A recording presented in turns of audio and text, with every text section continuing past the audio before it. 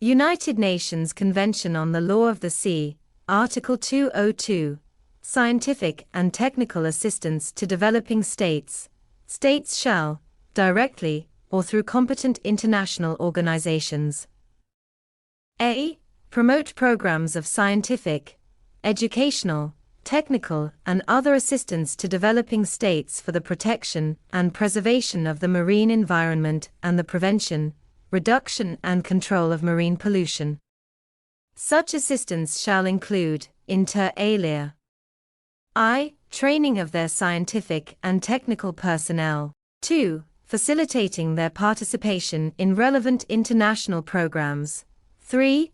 Supplying them with necessary equipment and facilities. 4. Enhancing their capacity to manufacture such equipment. v. Advice on and developing facilities for research, monitoring, educational and other programs. b. Provide appropriate assistance, especially to developing states, for the minimization of the effects of major incidents which may cause serious pollution of the marine environment. c. Provide appropriate assistance, especially to developing states, concerning the preparation of environmental assessments.